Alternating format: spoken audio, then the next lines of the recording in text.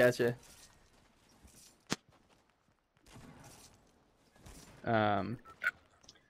Brian, do you What wanna? were we? Yeah. Let Brian talk a little bit about journalism. I think that'd Yeah, be I'm cool. I'm curious. I've heard it. I've heard a little bit from the grad student side, but I'm sure it's different when you're in the industry for a while. Yeah, I mean, what do you guys want to know? I'll tell you anything.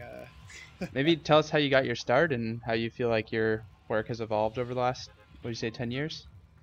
Yeah, I mean, it's kind of weird to say that out loud, but yeah, I used to be a park ranger. That's how my whole interest in climate got started. I just Nice. really wanted to be, I love the woods, I love skiing. I was like, you know what? Like, I really value snow, and if I leave this behind, like if climate change makes us all disappear, like what's going to happen? So that kind of became my obsession, and then one thing led to another. I already was doing communication work, and the journalism thing sort of presented itself, and that's just kind of what went down. It's sort of like a fortuitous thing of talking to the right people at the right time, I guess.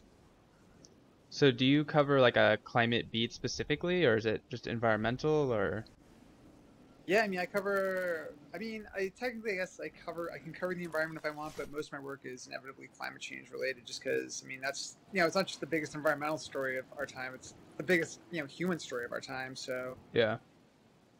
Yeah, I think it's kind of crazy that if you read these like government national security briefings and stuff, the like two things are like ISIS, like Pakistan and India nuclear conflict and climate change. And like the fact that those things are all on like a Yeah. similar playing field for the military should like open some eyes for sure. And to combine those two, there's Oh some work going gosh. on out of Boulder right now. They're redoing the nuclear winter simulations that Carl Sagan did back in the day. Oh So man. basically, we're taking NCARS, that's the National Center for Atmospheric Research. It's a modeling center in Boulder. We're taking that climate model and literally dropping nuclear bombs in it between Iran and Pakistan. So they're just unloading this massive Oh my payload of gosh. nuclear material and then integrating this model and watching what happens to ocean circulation, ocean chemistry, atmospheric circulation. And so my advisor in particular is working on how basically a nuclear conflict between Iran and Pakistan would affect ocean biology and chemistry. Wow. So this is probably not going to mean anything to anyone except for meteorology geeks or climate nerds. But we had this. I don't remember how it came about, but we were doing a problem set about these things called Rossby waves, which are basically like these huge waves in the atmosphere that are basically weather systems. They're sort of how you mathematically describe a weather system. And we were talking about like how these things are generated, and we were wondering if you had a big enough nuclear explosion, if they would set off like a chain of Rossby waves that just propagate away from the location. And then for my first 2 years in grad school, on our whiteboard, at the top of the whiteboard, we had it scribbled down: "The world explodes in Rossby waves." That's I awesome. really like that quote. Hold on, I'm gonna reset my mic because my friend's saying it's staticky through the Oh, okay. stream. Is the audio in general staticky, or just your mic?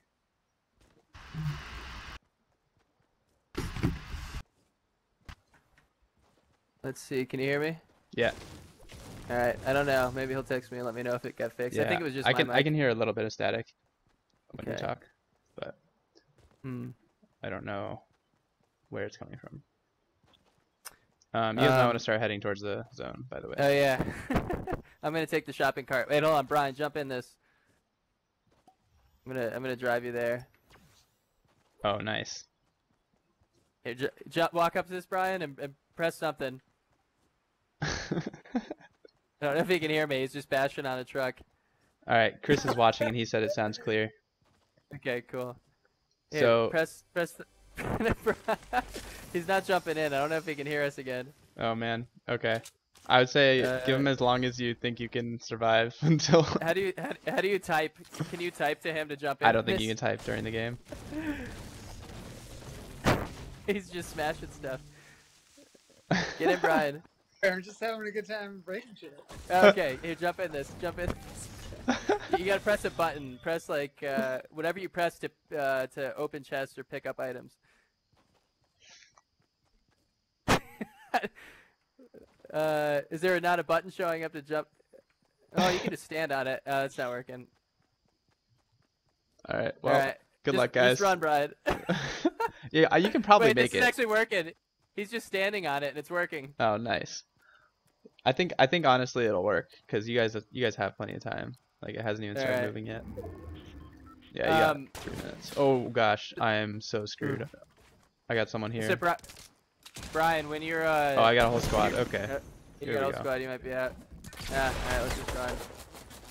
All Brian, right. when you're covering a topic, do you tend to interview climate scientists about studies, or do you go and read papers, or do you just do kind of broad scale topic stuff like the Ice Age stuff we were just covering? Yeah, I mean, I tend to like be really interested in like talking to people. I mean, if I can talk to scientists, that's great. If I can talk to policymakers and people that are really kind of invested in the issue, I mean, that's really, to me, kind of where the nexus is really most important. It's not just about, oh, you know, what's the science say? It's like, what does the science say and what can we do about it? All right. Riley, do us proud. You're playing on my screen, so. Okay. I only have a submachine gun because I don't know what I was doing. I just got no loot. Okay. I've got barely any ammo. Those 4 Oh, guys it's that good. killed me are pretty good, and they're in the area, so just be careful. Okay. Alright, Brian. This is our time to All right. shine. All right, I'm ready, I think, with my laggy mobile and. Alright. I mean, we can always play the strategy of just run away and try to outlive everybody. Yeah. It's a great one. Does that strategy ever really work? I mean, is that like a successful? I mean, all you have to do is kill 1 or 2 people in the end, and that's the tough part. Right. But you can basically hide out at the edges of the circle every time until you got to deal with people. And occasionally the last person will fall to their death or do something stupid. It's definitely not hard to get in the top 3 teams just by hiding from everyone. I feel like falling to my death is something that Oh, I would no. probably. That's true. Maybe So, we don't want to rely talking on about that. climate change before, I gathered absolutely 0 of anything. So we're not in a great spot. It's a sign that climate change just really does ruin everything. Makes Yeah, everything man. Yeah. Oh yeah, so those are the remains of the thing I tried to build to save myself. Okay. So, yeah, they've probably moved And on because they want to get more kills. We were coming in a shopping cart. We were just a little slow. That was really fun. I mean, once got the hang of being pushed around, that was Yeah. Can you ride in like other stuff too, or is the shopping cart like really the Rolls Royce of Fortnite rides? Oh no, there's a golf cart. Yeah, man. Oh, we really? gotta get ourselves one of those. Yeah, it can carry all 4 people too. Oh, nice. But it's supposed to be a way for you to literally get in. I think you were just standing on top of it, but there's a way to lock you into it. Next time, I think this is I'm gonna have to learn. Yeah, it'll happen. I feel like every game you're learning a new mechanic, though. Yeah, no, totally. I mean, this is actually pretty fun. Like all things considered, like despite the fact that I'm definitely kind of sucking. Good learning process. Yeah, we haven't gotten any kills, so. Yeah, hasn't been a strong showing for me. So wait, what are you guys playing on? What kind of system? I've got a gaming laptop that I got Oh, this okay. summer when I started playing Fortnite, because I like work on my Mac, and my Mac is already working hard enough just with like my simulations and the data I have, so it was already getting pretty old for games, so I just got myself a gaming laptop. Nice. I'm going with the simulation machine. I'm using my MacBook to run this, and it's not great. It definitely gets really hot and makes a lot of noise. Do you? Yeah, I think my phone is like seriously gonna melt down. Are you boot camping at least, Riley? Yeah, Okay. yeah. Well, so I have like 2 terabytes of storage on here, and Oh, okay. and an ungodly amount of like RAM and good CPU power, but the GPU is awful. Yeah. But so I partitioned like a couple hundred gigs to Windows and installed Fortnite, and it runs fine at the lowest graphics, but I need to build a PC pretty soon here. Yeah. Yeah, I couldn't decide if I wanted to. I'm just traveling too much to get a desktop in general, so all of both of my laptops or both my computers Sure. are laptops. I mean, are you traveling? Oh crap! There's something going on here. Yeah, Are you so just shooting? I'm in a program that's like joint between MIT and the Woods Hole Oceanographic that's right. Institute. So I travel a lot Oh, between wow. the two, and then I also just travel a lot in general for conferences and stuff like that. So I like to be able to Sure. bring my laptop. Yeah, I looked into that program and saw that commute's pretty wild. Are you still commuting to this at this stage, or are you mainly in Boston or Cambridge or So I Woods Hole? like to spend July and August in Woods Hole. That's probably the best time to do it, Yeah, no, Yeah. it's amazing. right? I'm not complaining. Oh, Hey, look at Teriyaki-saurus us. said we should think about cloud gaming PCs. I didn't even know that was a thing. Cloud gaming PCs. That's We nuts. should get on it, man. We're Yeah. doing some cloud stuff with climate models now, I guess. Yeah, Makes one of sense with gaming. my one of my office mates is actually doing like cloud simulations on the cloud. It's pretty nuts. Okay. Well, and there's also that whole Pangeo project, I guess, which they're Yeah, he trying got to. inspired by that, I think. Okay. We had To roll out. What are they doing? Jupyter notebooks and Yeah. a bunch of climate model data. Oh man, I just hurt myself. Um, What yeah, happens if I so- jump through this thing, or if I succied jumping through it? we So need a it's- golf cart, man. We need a golf cart or that shopping cart to jump through it. I still want to try it, even though you've told me that. I gotta see for Give it a go. myself. Yeah.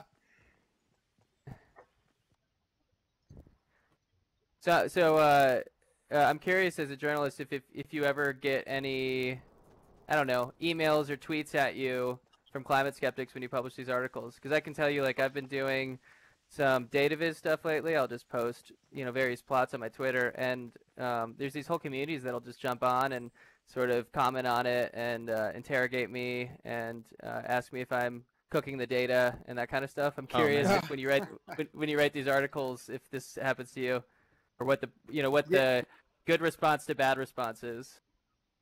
It's funny. Like, so I definitely get a lot of crazy people responding to me. Like, and when I say crazy, I mean there's the climate skeptics, which is I guess a degree of crazy, so to speak. But I get a lot of people that are actually really into like the idea that contrails are actually chemtrails and that the government is spraying us. And by dint of saying that right now, like you're probably gonna get a bunch of like weird chemtrail like truthers commenting on this video because they just seem to find these things somehow. I don't know how. Yeah, it's really strange. Yeah. We get those in Boulder even. You get a nice mix of intense intellectualism and then flat earth and chemtrail protesters on our downtown mall. If you've been here on Pearl Street. Wow, really? Yeah, it doesn't surprise me Yeah. at all, actually. Oh my gosh. These Yeah, guys build a strange huge phenomenon. base.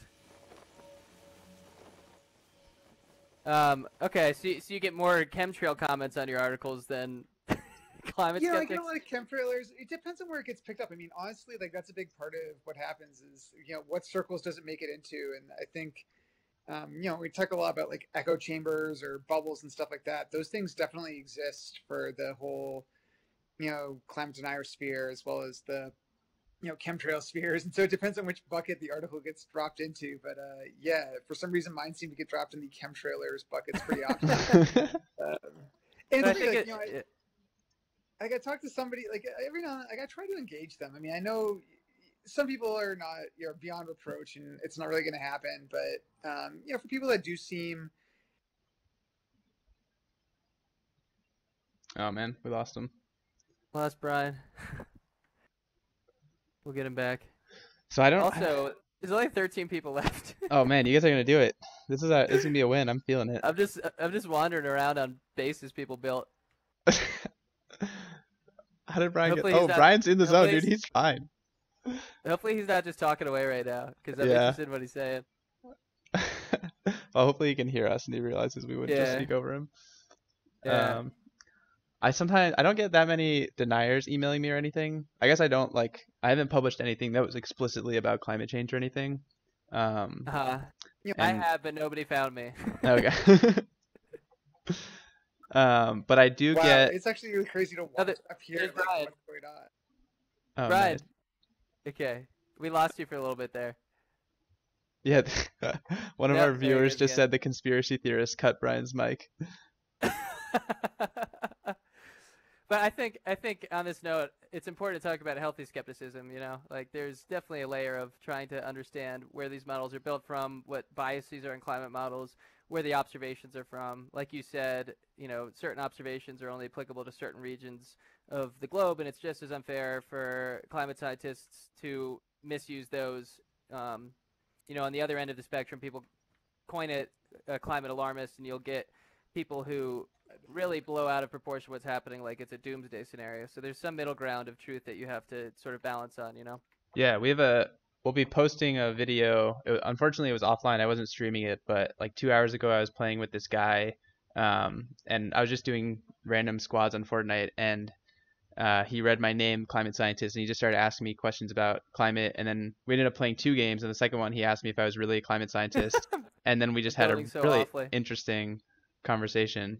So hopefully that'll be a good. I'll post that to YouTube tonight or tomorrow, and that'll be a good example of healthy skepticism because I think he Yeah, I really mean, was like interested and you know he was changing his mind when I gave him the information. yeah, I mean, there's a difference between people who are interested in actually asking for facts and people who enter a conversation just trying to, you know, prove you wrong, prove themselves right, and talk about the conspiracy. I mean, there's plenty of people around here in Boulder that just no matter what you tell them, they, you know, if you're like, well, here's how corrections were made to this data set, and here's how we manipulate, here's how, you know, the data processing went, and here's a snippet of the code to show exactly what happened. And Yeah, then the response at that point is, well, that doesn't matter because, you know, Noah in Boulder goes in and cooks the data and makes it what they want it to be. So you have to, yeah, there's a balance. If that's going to be the response, then it's not an open conversation.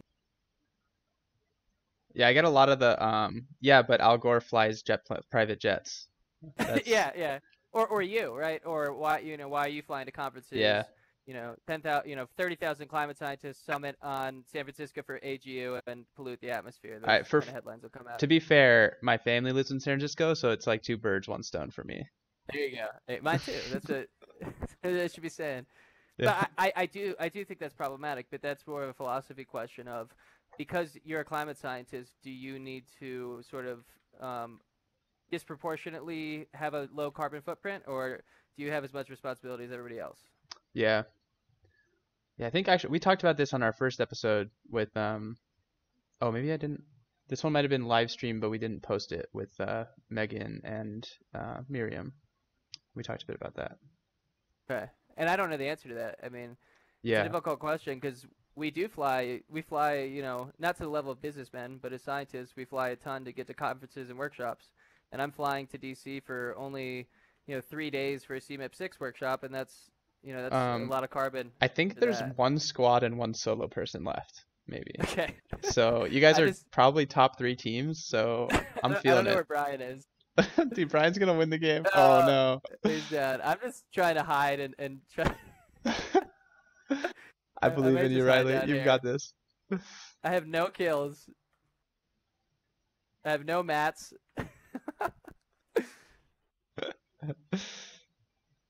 I want to hear from Brian. He was saying interesting stuff, and then he disappeared.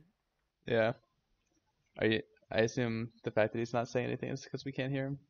Oh, there's another one down. Oh man, this might just be the one squad in you now.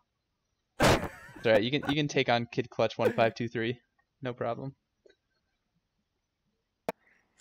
Kid Clutch 1523. I couldn't. Hey, I there thought I you had are. him. Yeah, that's the person that just killed I'm back. someone. I'm back from the dead. I'm just. Brian, you want to continue So- talking about what you were saying about let's see, was it the last thing you said, the Yeah. chemtrails people or what? Yeah. Could you hear our conversation? Oh shit! I did not mean to click. Oh, I just told yeah. him where I was. Oh, you're doomed. Just build up, dude. Build up with metal. Just hope they explode themselves or something. Oh crap! Where's the storm? Oh no.